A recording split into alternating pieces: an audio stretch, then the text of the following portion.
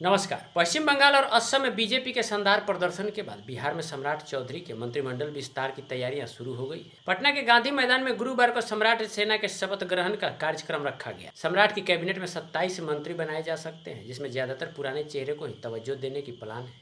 हालांकि कुछ नए चेहरे भी शामिल किया जा सकता है। साल 2025 के विधानसभा चुनाव में जीत के बाद नीतीश कुमार की अगुवाई में कैबिनेट गठन की गई थी। नीतीश के राज्यसभा सांसद चुने जाने के बाद सम्राट चौधरी मुख्यमंत्री बने और जेडीयू कोटे से 2 डिप्टी सीएम विजेंद्र प्रसाद यादव और विजय चौधरी बने। अब मंत्रिमंडल का विस्तार किया जा रहा है। पटना के गांधी मैदान में सम्राट सेना के शपथ ग्रहण की तैयारी कर ली गई है, जिसके लिए बीजेपी और जेडीयू के बीच मंत्रिमंडल के लिए 50-50 का फॉर्मूला बना है। ऐसे में सवाल यह है कि बीजेपी और जेडीयू से कौन कौन नेता मंत्री बन रहे हैं और किसकी कैबिनेट से छुट्टी हो रही है। बिहार के मुख्यमंत्री सम्राट चौधरी अपने मंत्रिमंडल में नीतीश कैबिनेट में रहे चेहरों को दोबारा जगह देने की रणनीति बनाई है। सूत्रों के मुताबिक बीजेपी से पुराने चेहरों के अलावा 2 से 3 नए चेहरों को मौका मिल सकता है। बीजेपी ने जरूर प्लानिंग की है कि नए चेहरों के जरिए बिहार में समीकरण को बैलेंस बनाया जाए। बीजेपी ही नहीं बल्कि जेडीयू भी अपने ज़्यादातर पुराने ही मंत्रियों को सम्राट की कैबिनेट में जगह देने की कवायद में है।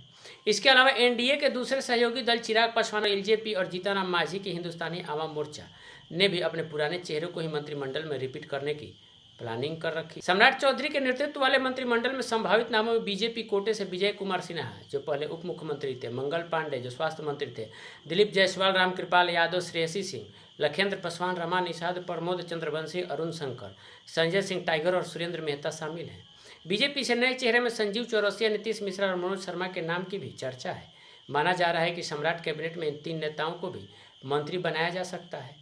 जेडीयू से संभावित चेहरों में श्रवण कुमार, अशोक चौधरी, लेसी सिंह, सुनील कुमार, मदन सहनी, मोहम्मद जमा खान के नाम चल रहे हैं। ये नेता पहले भी नीतीश कुमार की अगुवाई वाली कैबिनेट का हिस्सा थे और अब उन्हें सम्राट चौधरी के मंत्रिमंडल में शामिल किया जा रहा है।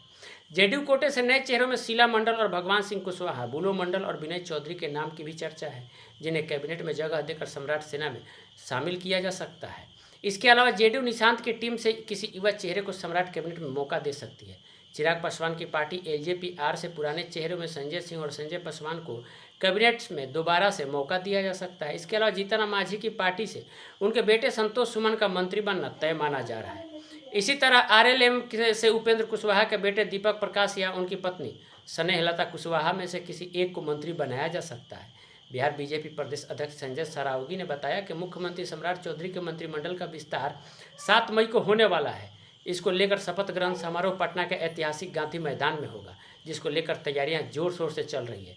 इस समारोह में प्रधानमंत्री नरेंद्र मोदी, राष्ट्रीय अध्यक्ष नितिन नवीन, केंद्रीय गृह मंत्री अमित शाह, केंद्रीय स्वास्थ्य मंत्री जेपी नड्डा, जदयू के राष्ट्रीय अध्यक्ष नीतीश कुमार शामिल होंगे।